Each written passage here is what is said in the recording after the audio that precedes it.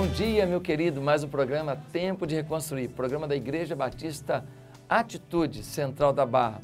É um prazer estar com você em mais um sábado. Espero que a glória de Deus, o amor de Deus, a paz do Senhor Jesus Cristo, as consolações do Espírito Santo estejam dominando a sua vida, dominando o seu coração. Dá para a gente sorrir, dá para a gente se alegrar no meio de toda a crise que se instale na nossa nação. Dá para a gente ter esperança no meio de tanta desilusão que os meios de comunicação jogam sobre nós. Eu quero te falar que esse dezembro é o dezembro da virada, é o dezembro da nova expectativa, é o dezembro da fé. Pastor, você fala, isso tudo é jargão, isso tudo é um pensamento positivo apenas? Não, isso é uma atitude de fé, uma postura, uma mudança dentro de você. E você faz a partir de dentro de você alguma coisa que vai mudar o que está fora de você. A gente precisa acreditar, viver em Deus, ter uma comunhão profunda com Ele, para experimentar tudo aquilo que Ele pode nos dar. Os milagres do Senhor dependem também de como nós o vemos, do quanto nós confiamos e do quanto a gente age em fé, dizendo, até aqui eu vou, porque eu sei que quando chegar no momento que só Deus pode agir, Ele lá estará. Bom sábado, que Deus te abençoe. O programa de hoje tem uma palavra muito forte sobre a sua vida, uma palavra que fala de coragem. Eu espero que a coragem do Espírito Santo tome o seu coração. Daqui a pouco eu volto orando por você.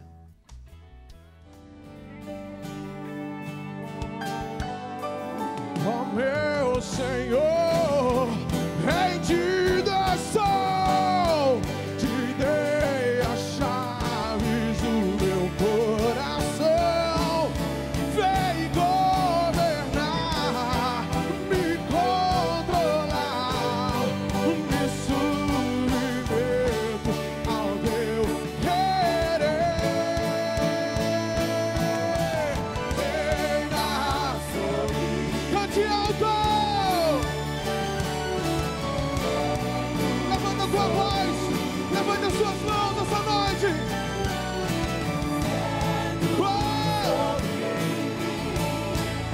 E tudo vai mudar. Reina, reina, reina.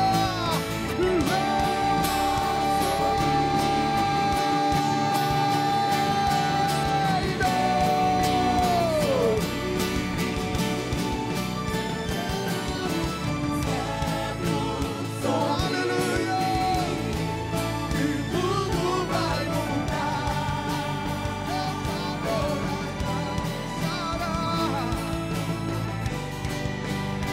Quantos querem o reino do Senhor nesse lugar?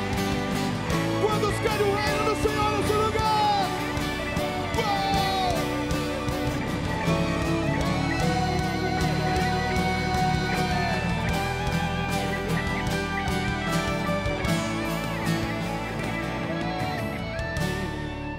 Sobre mim. Que venha o teu reino sobre mim. Estenda o teu cetro sobre mim. E tudo vai mudar. O teu favor me alcançará. Reina sobre mim. Venha o teu reino sobre mim. Estenda o teu cetro sobre mim. E tudo vai mudar. O teu favor me alcançará.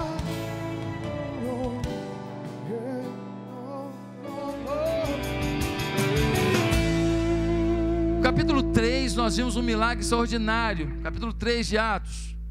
Um homem paralítico de nascença, ele tem mais de 40 anos, e o Senhor o cura de forma instantânea, não foi? Pedro e João estão entrando no templo, o homem está colocado à porta do templo, e eles olham para aquele mendigo, o mendigo fala, me dá uma moeda aí, me dá uma esmola aí. E aí Pedro fala, olha para mim. Tem muito milagre que você não recebe porque você não olha para o lugar certo.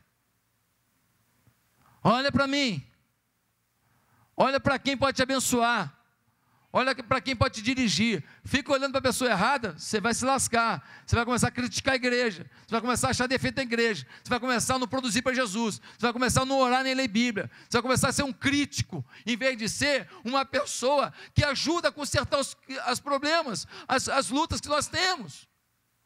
Mas ele olhou para 2 homens de Deus. E quando ele olhou nos olhos de Pedro, Pedro disse: não tenho prata nem ouro, mas o que tenho te dou, em nome de Jesus. E aí eu expliquei domingo passado, que é em nome de Jesus. Por isso que tem muita gente que não tem caráter, mas tem realização. Porque o nome de Jesus é mais forte do que aquele que o pronuncia. Até que o Senhor uma hora fala assim: cansei de deixar você usar meu nome. Também tem isso. Quando Deus dá o basta dele, é o basta dele. O Senhor também é tolerante, mas ele também tem um limite. Até quando ele vai permitir que alguém que não vive o evangelho pronuncie o seu nome, invoque o seu nome e o seu nome produza resultado? Falamos sobre isso semana passada. Mas esses homens eram homens de Deus, e eles falaram em nome de Jesus: anda, não falaram nem para levantar, anda. Anda. Interessante isso. E aí ele estende a mão. Ele mandou andar, mas ele ajudou a levantar. Interessante. Ele falou para andar, mas ele ajudou. E aí o homem foi, porque podia não acreditar que era verdade aquilo, mas porque teve apoio da célula, teve apoio do irmão, teve apoio do discipulador. Aquela pessoa que parecia que ia ficar prostrada, paralítica da vida, ela começou a acreditar que as pernas vão funcionar. O camarada tinha as pernas atrofiadas, uma perna enrolada na outra, e agora ele tem 2 pernas de jogador de futebol. 2 pernas de atleta, ele sai pulando, meu Deus, sem fisioterapia. Sem fisioterapia, ele sai pulando, saltando. E diz a Bíblia que foi um escândalo. Todo mundo falou: meu Deus, esse camarada tem mais de 40 anos, ele era paralítico.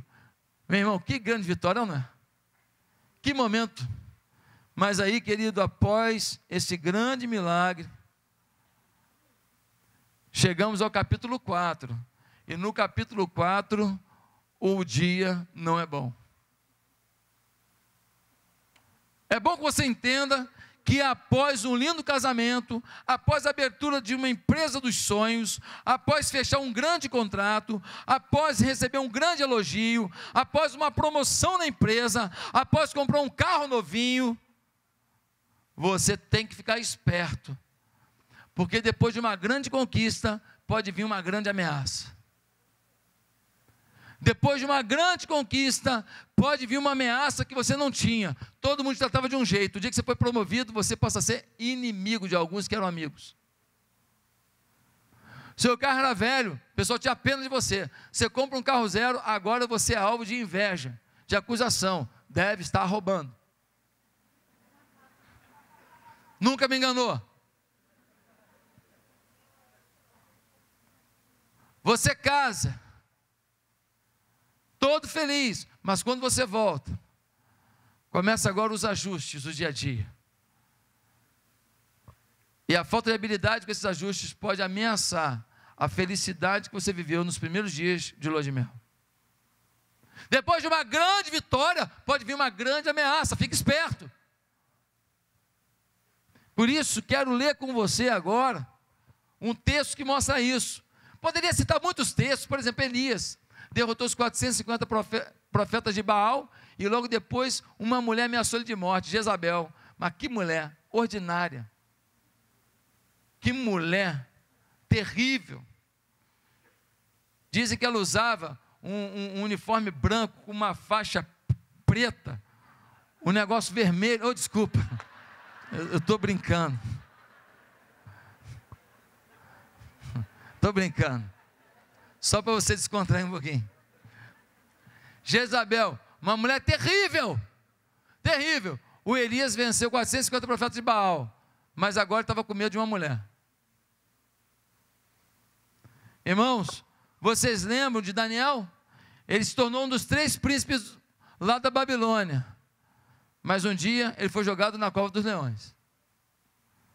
Sadraque, Mesaque e Abednego, os caras eram liderança da Babilônia, funções governamentais de importância. Um dia estavam lá na fornalha de fogo ardente. Cuidado, seu sucesso não significa que você está longe de uma grande ameaça. É muito difícil imaginar que depois de uma grande vitória vai vir uma grande ameaça, mas o texto prova que até mesmo depois de uma grande vitória espiritual, curar um aleijado de nascença, aqueles homens agora estão debaixo de uma grande ameaça. As autoridades religiosas ficaram enciumadas. Eles trazem os soldados da guarda, chamam Pedro e João, pegam os dois e puxam e perguntam: em nome de quem, com que poder vocês fizeram isso?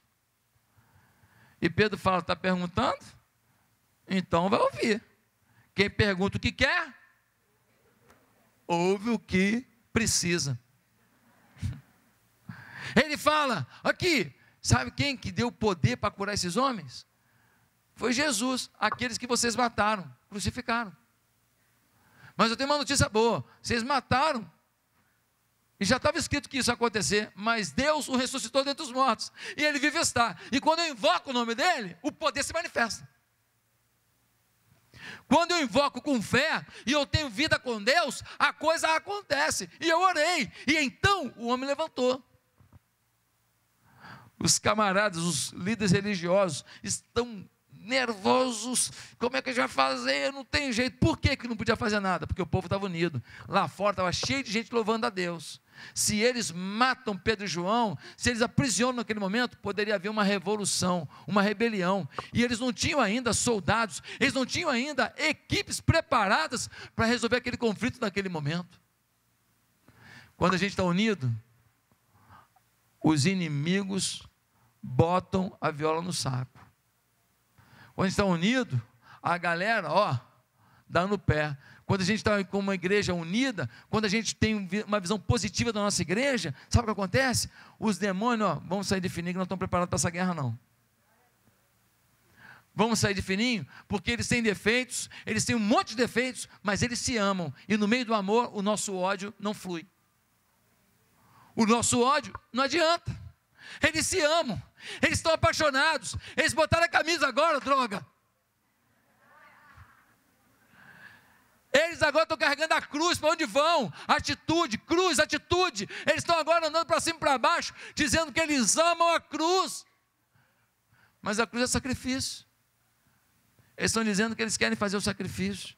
Meus amados irmãos, que coisa tremenda, com que poder, cheio do Espírito Santo. Ele fala, foi Jesus. Agora o pior de tudo é o seguinte, o texto diz que estavam juntos os saduceus, e os saduceus odiavam a doutrina da ressurreição. Quando Pedro fala, inclusive, Deus o ressuscitou dentre os mortos, os saduceus, meu irmão, o sangue deles esquentou a temperatura, bateu lá em cima a temperatura deles, só não mataram Pedro e João, porque o povo estava unido lá fora, louvando a Deus. Meus amados irmãos, que situação difícil. Diante desse quadro, o que eu posso falar? Eu posso falar que o capítulo 4 de Atos é o capítulo da coragem do Espírito. O título que eu daria para esse capítulo é: a coragem que vem do Espírito, a coragem concedida pelo Espírito. E por isso, meus irmãos, nós precisamos ter algumas posturas. Mas antes de vermos as posturas que temos que ter, é importante ver, é coragem mesmo? Olha comigo no versículo 13. No versículo 13, nós vemos assim: vendo a coragem de Pedro e João. Os próprios líderes religiosos e autoridades viram coragem. Mas eles disseram, e percebendo que eram homens comuns e sem instrução, ficaram admirados e reconheceram que eles haviam estado com Jesus. Os caras eram pescadores, homens simples, mas eles falam com uma autoridade, eles falam com uma veemência, eles falam com uma precisão, que as autoridades falam, o que é isso, cara? Os caras são corajosos e têm firmeza, e têm conteúdo. Porque muita gente não tem faculdade, mas tem a sabedoria. Sabedoria da palavra de Deus. Tem muita gente que não tem curso, não tem pós-graduação, mas se debruça sobre a sabedoria divina todos os dias. Por isso, dentro do seu contexto familiar, ele age com sabedoria. No seu lugar de trabalho, ele age com sabedoria. Na sua vida pessoal, ele age com sabedoria. Meus amados irmãos, agora dá uma olhada no versículo 18. No versículo 18 nós lemos assim: então, chamando-os novamente, ordenaram-lhes que não falassem nem ensinassem em nome de Jesus. Veio uma ordem: calem a boca, não falem mais de Jesus nessa cidade. Agora, olha a resposta que os caras dão. Ó, o guarda está aqui com uma espada, o outro está aqui com uma lança, o outro está aqui com uma faca pontiaguda, o outro está aqui com um tchaco. Tchaco, usavam tchaco, pendurado aqui o tchaco, e eles estão ali, meu filho. Aí ele pergunta: ó, vocês vão ficar quietinhos? Vão calar a boca? Aí Pedro e João viram para os homens, todos armados, os caras fortão. Quem já foi na Itália aqui, quem já viu os soldados romanos, você vê que os caras têm cara de guerreiro mesmo. Tem uma pinta de guerreiro, um povo assim com cara de guerreiro. Eu sou italiano. Você olha para aquele povo, eles têm uma cara de guerreiro, não tem? Eles têm mesmo. Você olha assim, agora você imagina, no meio daquela empáfia toda, aquela acusação toda, armados, com a espada na mão. Aí eles falam assim, versículo 19: julguem os senhores mesmos, se é justo aos olhos de Deus obedecer aos senhores e não a Deus, pois não podemos deixar de falar do que vemos e ouvimos. Irmão, Pedro, cheio do Espírito Santo, não porque participou de uma reunião. Pedro, cheio do Espírito Santo, não porque veio um culto. Pedro, cheio do Espírito Santo, que aprendeu a ver e ouvir a voz de Deus. A gente precisa aprender a ver e ouvir. Ver e ouvir, ver e ouvir, ver e ouvir. Não vai ter palavrinha mágica, não vai ter reunião mágica, não vai ter um momento, pirlim-pim-pim. Não podemos deixar de falar do que temos visto e ouvido. Nós estamos cheios disso. Isso dominou nosso coração, dominou nossa vida. Então a gente agora extravasa isso. Não dá para conter, é muito forte para a gente. A boca fala do que o coração está cheio. Meu querido, que prazer estar com você. Que prazer comunicar a palavra de Deus para você. Nós estamos num mês tão importante. É um mês em que a gente pode avaliar como foi a vida e pode pensar o que a vida pode ser. Então, eu quero que essa palavra de coragem tome você, tome o seu coração. Coragem. Coragem não para viver um 2016 melhor. Coragem para poder finalizar um 2015 da melhor maneira. É isso aí. Um time de futebol que foi rebaixado lutando, foi rebaixado com dignidade. Um time de futebol que foi rebaixado sem fazer nada certo, sem querer, sem se esforçar em campo, perdendo para todo mundo o tempo inteiro, esse time provoca ódio na torcida. Como que o seu time vai terminar esse campeonato? Ainda que algumas coisas estejam rebaixadas, termine com dignidade, com honra, lutando, não se entregando. Honre a camisa da sua vida. Uma sugestão que eu te dou: confie em Jesus Cristo. Entre para o centro da vontade de Jesus. Deixe Ele mostrar o que Ele espera de você. Vai valer a pena. Porque tudo que Ele planejou para você tem garantia na mão dEle agindo. Que Deus te abençoe. Vamos orar? Senhor Deus, que o Teu Espírito Santo conduza essa vida preciosa. Derrama o Teu amor sobre esse coração. Faz, ó Deus, algo novo, inédito, poderoso na vida dessa pessoa. Senhor, Tu sabes o quanto esses queridos ouvintes estão, ó Deus, precisando de uma intervenção do alto. Talvez seja um líder na igreja, talvez esteja afastado da igreja, talvez nunca pisou na igreja, não importa. Independente se acredita em Deus, não acredita, ama, não ama a Deus, Deus o ama. E por isso eu creio que o Teu amor pode vir sobre essas vidas agora, elucidando os caminhos e dando direção, porque a Tua palavra diz: lâmpada para os nossos pés é a Tua palavra, e o Senhor é luz para os nossos caminhos. Obrigado, Deus, porque o Senhor insiste em nos amar. Em nome de Jesus eu oro. Amém. Meu querido, o programa Tempo de Reconstruir está aqui toda semana, sábado, 7h30 da manhã e domingo às 8 da manhã. Meia hora no sábado, 1 hora no domingo. Mas sabe de uma coisa? Isto é feito porque tem gente que ajuda, tem gente que contribui. Entre agora no site tempodeconstruir.tv. Você vai lá em contribuição e você pode usar cartão de crédito, pode pedir para imprimir um boleto bancário, ou você pode ver as contas correntes da igreja e depositar na conta corrente. Todo esse dinheiro será usado exclusivamente para a manutenção do programa de televisão. A televisão é um instrumento poderoso, porém muito caro. Se eu fosse pensar na igreja local, na minha igreja, televisão não seria um bom caminho, porque o que eu invisto em televisão, se eu usasse na minha igreja, seria muito mais eficaz para o trabalho da igreja local. Mas a gente não pode pensar assim. Eu tenho que pensar que tem alguém agora no hospital que está me ouvindo. Tem alguém agora que está dentro de um sistema carcerário me ouvindo. Tem agora uma pessoa que estava pensando em se matar que está me ouvindo. Tem alguém agora que até é membro de igreja, mas ele não está com o coração muito legal, ou até está com o coração legal, mas quer se fortalecer ainda mais. Está ouvindo a palavra de Deus. É nisso que a gente pensa quando faz televisão. Pensa em ser um instrumento do Senhor para quem a gente nunca viu e nunca imaginou que um dia poderia abraçar. Um dia desse, eu fui na empresa de um irmão da nossa igreja e eu fui orar. E quando eu cheguei lá, ele preparou uma feijoada. E eu encontrei uma pessoa que me assiste todo sábado e domingo, queria te mandar um beijo. Ela sabe quem é, não vou falar o nome não, porque senão pode gerar aí qualquer constrangimento, né? Mas ela me deu um abraço tão gostoso. Falou, pastor, eu te escuto todo sábado e domingo. Eu fiquei tão feliz, foi tão realizador para mim, saber que apesar de eu não a conhecê-la, eu já era um instrumento do Senhor na vida dela. Isso não tem preço.